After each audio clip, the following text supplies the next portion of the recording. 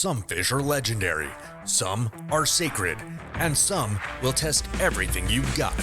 Across North America, indigenous tribes have fished these waters for centuries, carving traditions, ceremonies, and survival from every catch. Now, we travel deep into their ancestral homelands to uncover stories behind the fish that shape their cultures, and catch some absolute giants along the way. From the raging rivers of the Pacific Northwest to the untouched lakes of the Great Plains, we're hooking into monsters that fed generations and diving headfirst into the traditions that keep them alive today. I'm Robert Jacobo, and this is IndigeFish, Tribal Tales. Are you ready to chase something big?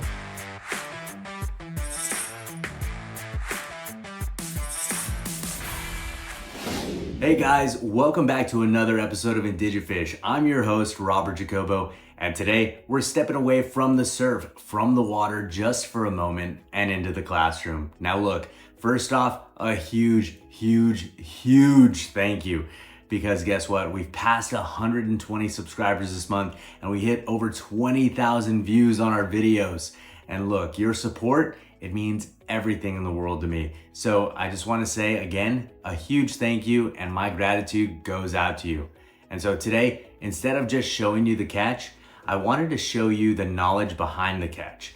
And what I wanted to do is walk through some of the sources that I've been studying, from YouTube videos like sight fishing strategies to busting myths to learning some of the surf and learning how to read the waves and things like that. But these lessons, they help me to really dial in my approach, to really reach out there and kind of understand the waters, especially in Redondo and the Palos Verdes area a little bit more.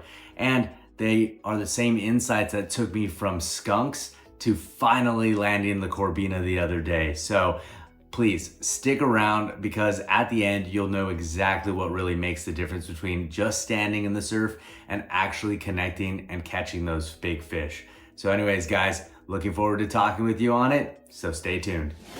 All right, so for our first video, we're looking at 4 tips for sight fishing Corbina in the SoCal surf. Now this video is really cool because it covers things like rigging. We're looking at braids, split shots, short Carolina leaders, tide timing, bait choices. We're looking at getting the biggest sand crabs, the presentation of those sand crabs as being a ultimate key factor, right?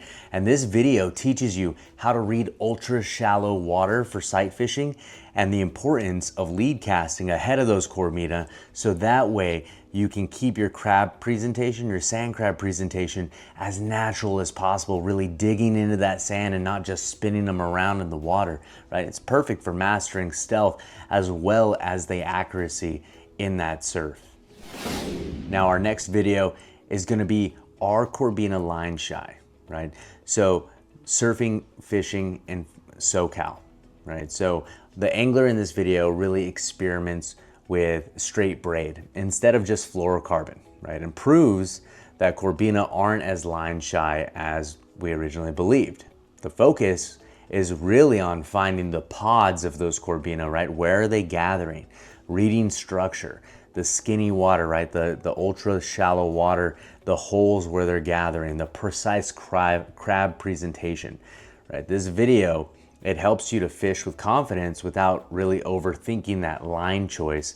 And so it shows how patience and structure and perseverance and that awareness of that natural environment, as well as the natural bait placement, really trumps gear myths like, what type of line should I be using? Should I be using braid, or should I be using a really light fluorocarbon?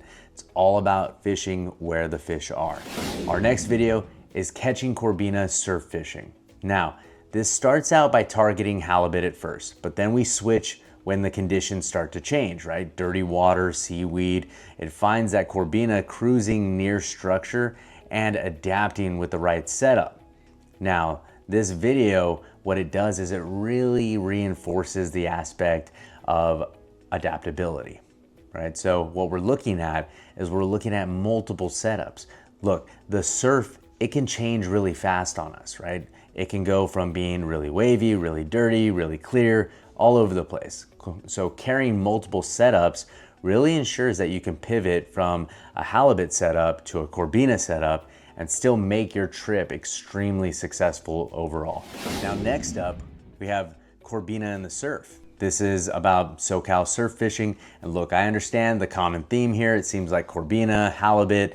This is what you're gonna be catching mainly in the surf, right? We have other things like croakers and stuff like that. But look, when I was watching this video, I got to understand more real world applications of things like spotting, things like timing my cast, and adhering to the conditions, right? So it really helps me to kind of see how even in the moment decisions can help me to land fish, right? And being able to have those in the moment decisions based off of my gut, but my gut being more educated towards it is gonna help me to land more fish overall. Now, our next video is how to sight fish Corbina in the SoCal surf.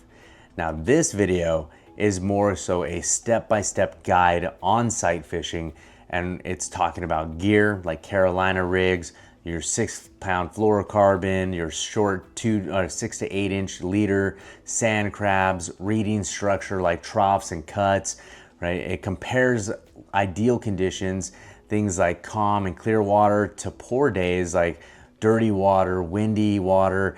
You're looking at high tide, so this video is an excellent tutorial for beginners, and it really breaks down and teaches how to identify the fish highways, right? Those currents, and when the fish are coming in, the clear water, the windows, and how to really scout that negative tide, right? And seeing how that negative tide reveals, prime Corbina spots. All right, y'all, another video I took a chance to watch was an incredible day fly fishing in Southern California. Now, even though I don't really fly fish just yet, now, like I said, just yet, I took an interest in this video because it really helped me to further understand fishing behaviors, right? It also focuses on catching Corbina on the fly, right? So you're getting to understand different fish behaviors, you're getting to understand what they see from the top, sight fishing, patience, crab imitation. These are all essential and central lessons to making sure that my surf fishing trips are gonna be successful, and I'm not just throwing things out there and hoping for a bite, right? So with this video, you have the chance to really understand different perspectives, really expand your mind, especially when you're getting taught by a fly fisherman who can succeed on certain imitation baits, right? Imitation flies. It proves just how crucial natural presentations are with live sand crabs and with the Corbina in general. Another great video is sight fishing Corbina in the Palisades. Now, this is real-time action with things like missed hook sets, and we're having to go, it sounds kind of like one of my videos, right? Some missed hook sets, patience, and observing the Corbina's behavior. So a great benefit for this episode is that it really shows the emotional side of sight fishing, right? Because sometimes you're gonna miss bites. You're gonna look at fish. I've had fish hit my feet and I can't get them to bite my bait. But the persistence, the proper setup, that stuff will eventually pay off, right? It helps to have these realistic expectations. You can't go out there and think that you're gonna catch something every single time, right? So also it just happens to be location specific, so that really helps out too. And here's another great video for you. SoCal surf fishing tips with legends Glenn Ueda and Graham, brought to you by Benji Kim Fishing. I thought this was extremely informative, extremely helpful, and not only that, but a great testament to the angler fishing community, right? So it features these veteran surf anglers right here from SoCal, and they're sharing these advanced strategies. You're able to read surf structures, timing bait techniques, and the lessons from their years of experience. So this is definitely a video that if you're gonna wanna get a lot of inside tips, to definitely get in and start watching that video. It's a nice video. It's nothing too long. And also too, it helps to reinforce the fundamentals, right? The basics that are out there, the sand crabs, the structure reading, the tide timing. And while providing pro level refinement, you can also model all of the things that they're talking about. So it's really awesome to get to hear all these tips and all these tricks from the legends themselves and getting to know them a little bit better through this program that Benji and their fishing program puts out as well. Now, speaking of fundamentals, last but not least is surf fishing with sand crabs. It's a how-to, right? It explains how sand crab selection and how to collect them, what the Corbina and what the fish are actually looking for, how to hook them properly, right? It also covers how to make sure that natural digging presentation and why it works. So a benefit of this video, it's just the practical nuts and bolts, right? The guide to bait fishing that matters most for the Corbina, right? It ensures that you're collecting and storing and hooking the sand crabs in the way that's going to be the most effective, especially making sure that you're getting that hook set in, because I can tell you right now, fishing for Corbina, getting that hook set is extremely important because they are fighters.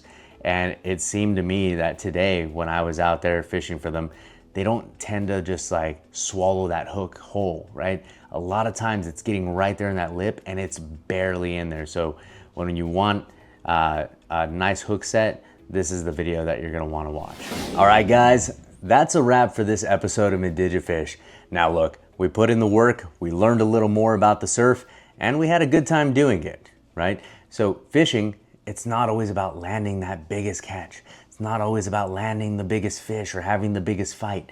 Sometimes it's just about showing up. It's about putting the line in the water and letting the water teach you something new, right? Getting out there, having a good time, being grateful for the time that you get to spend and being able to enjoy the environment that you're getting to spend it in, right? So until next time, what I'll do is I'll see you on the next tide. And until then, keep fishing, keep learning, and most importantly, take care.